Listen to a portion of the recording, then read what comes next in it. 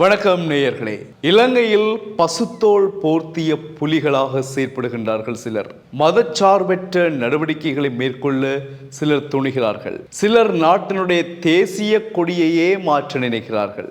சிலர் பௌத்த பிக்குகளுக்கு அச்சுறுத்தல் விடுகிறார்கள். சிலர் பௌத்த மதத்திற்கு முன்னுரிமை கொடுக்க மறுக்கிறார்கள்.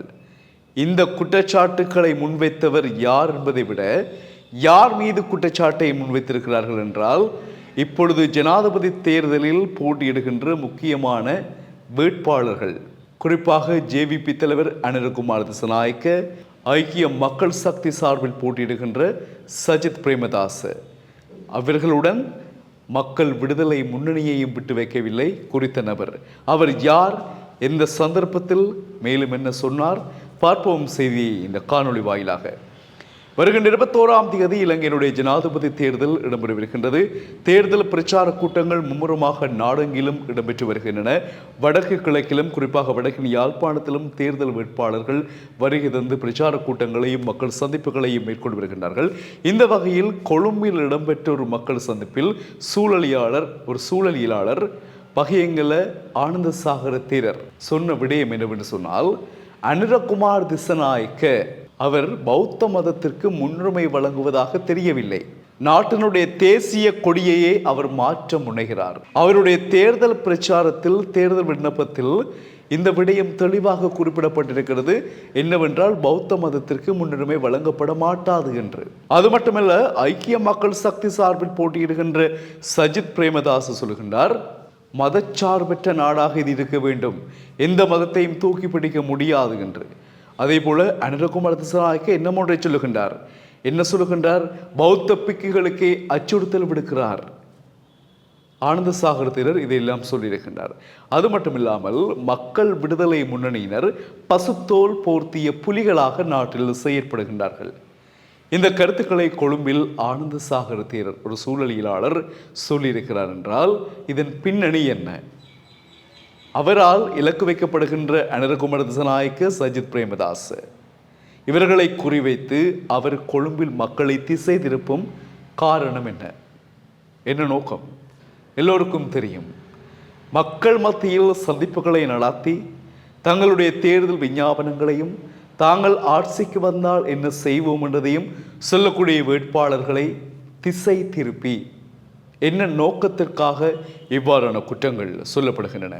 பொதுவாக தென்னிலங்கையில் ஒரு சூட்சுமம் இருக்கிறது, ஒரு மந்திரம் என்று சொல்லலாம். யார் என்ன களவு செய்தாலும், என்ன மாதிரியானவர்களாக இருந்தாலும் பௌத்தம் பாதுகாக்கப்பட வேண்டும், பௌத்தத்தை அழியவிடக்கூடாது, நாட்டின் எல்லா பகுதிகளிலும் புத்தர் சிலை அமைக்கப்பட வேண்டும் என்ற வார்த்தை சொன்னாலே அப்படியே மயங்கக்கூடியவர்கள் தென்னிலங்கையில் இருக்கிறார்கள். அவர்கள் யாராக இருந்தாலும் சரி, இந்த வார்த்தைகளை சொன்னால் சரி, பௌத்தம் அது பேணப்பட வேண்டும், அழியவிடக்கூடாது, புத்தர் சிலை நாடெங்கிலும் நிறுவப்பட வேண்டும் என்று மத சார்பான விடயங்களை கொஞ்சம் ஆணித்தரமாக சொன்னால் அதை ஏற்று மயங்கி அவர்கள் பின்னால் செல்லக்கூடிய தென்னிலங்கை சிங்கள மக்கள் 75% மேலானவர்கள் இருக்கிறார்கள். அந்த சந்தர்ப்பத்தை சாக்காக பயன்படுத்தி இருக்கின்றாரோ இந்த பகியங்கல ஆனந்தசாகர தேரர் என்ற சந்தேகமும் எழுந்திருக்கிறது. சரி, இது ஒரு புறம் இருக்க, ஜேவிபி கட்சிக்கு நீ வாக்கு போடுவாயா இல்லையா ஒருவர் கேட்டிருக்கின்றார். இதுவும் கொழும்பு காலி பிரதேசத்தில் இடம்பெற்றிருக்கிறது. அப்ப கேட்கப்பட்ட நபருக்கு மற்றவர் பதில் சொல்லியிருக்கின்றார், அது என்னுடைய விருப்பம்,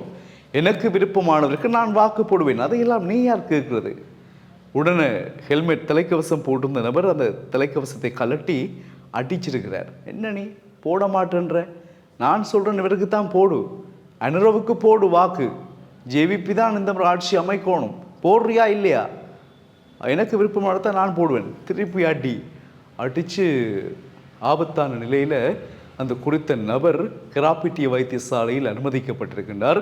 வைத்தியர்களின் அறிக்கையின்படி தாக்குதலுக்கு இலக்கான நபர் வலதுகண் பாதிப்படைந்த நிலையில் காணப்படுகின்றார். இது தேர்தல் குற்றம். ஒரு தேர்தல் வேட்பாளருக்கு சார்பானவர்கள் தங்களுடைய கட்சியில் போட்டியிடுகின்ற தங்களுக்கு பிடித்தமானவருக்கு வாக்கு போடுமாறு யாரும் வற்புறுத்த முடியாது, கட்டாயப்படுத்த முடியாது. அந்த நிலையில் அடித்து விரட்டி போடுறியா இல்லையா என்று கேட்கிற அளவுக்கு தேர்தல் குற்றங்கள் மோசமாக இருக்கின்றன. அவர் ஜேவிபி தலைவர் அனுரகுமார் திசாநாயக்கவுக்கு தான் வாக்கு போட வேண்டும், இல்லை என்றால் அடிப்பேன் என்று சொல்லி அடித்து அவருடைய கண்ணை ஆபத்தான நிலைக்கு கொண்டு வந்திருக்கின்றார். இந்த சம்பவமும் கொழும்பில் இடம்பெற்றிருக்கிறது. பாதிக்கப்பட்ட நபர் கராபிடிய வைத்தியசாலையில் அனுமதிக்கப்பட்டிருக்கின்றார். சிகிச்சைகள் மேற்கொள்ளப்படுகின்றன. போலீசார் அந்த நபரை கைது செய்து விசாரணைகளை மேற்கொள்ள முயற்சி செய்கின்றார்கள்.